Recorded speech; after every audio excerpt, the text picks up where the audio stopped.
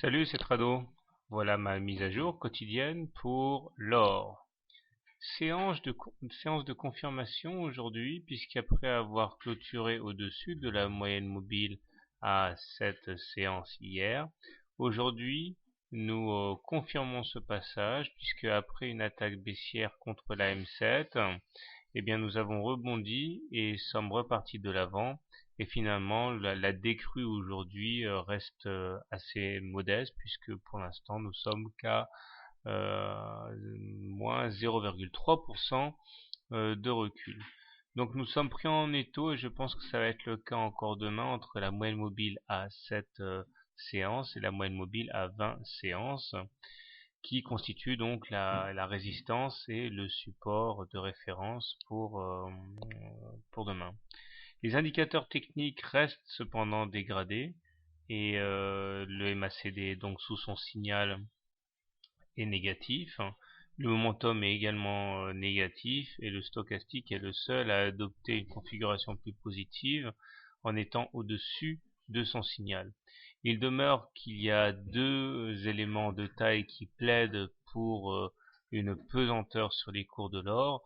C'est d'abord la fourchette d'Andrews ici, dont la médiane n'a toujours pas été ralliée et qui reste un objectif tant que l'on ne sera pas extrait par le haut du haut de cette fourchette d'Andrews rouge. Et nous avons également cette moyenne mobile à 20 séances fortement décroissante et qui agit comme une chape de plomb sur les cours. Au-delà, nous sommes également à l'intérieur de ce canal gris qui n'a pas changé, dans lequel nous avons déjà effectué une rotation. Si on devait aller au bout de la rotation actuelle, il faudrait attendre les cours à terme sur les 1276 à 1280. Alors, comment trader l'or demain? Alors, si vous êtes haussier, je pense que le plus intéressant ici est d'acter le fait que nous soyons passés au-dessus de la M7, ce qui veut dire acheter sur contact de la M7 ou sur enfoncement de la M7, à condition qu'il y ait retournement sur les unités courtes.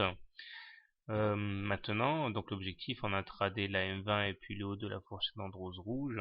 En swing, pourquoi pas tenter d'aller chercher les précédents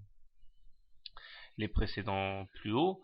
On prendra soin cependant pour les plus agressifs à mettre un stop en cas de clôture au-dessous de la M7. Pour les autres, on pourra attendre de voir ce que ça donne au contact du bas du canal gris. Si maintenant vous êtes plutôt baissier, le plus évident me semble être un short sur enfoncement de la M20 ou au contact de la M20 ou au contact du haut de la fourchette d'Andrews rouge, qui est à peu près la même chose, à quelques dollars près.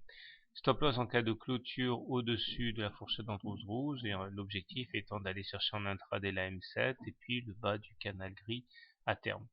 Voilà, personnellement, je prendrai l'une ou l'autre de ces options, selon celle qui se présentera la première. Je pense que ce sont des supports et des résistances qui devraient être assez travaillés et assez intéressants à travailler. Voilà, bonne soirée, bon 13, à demain.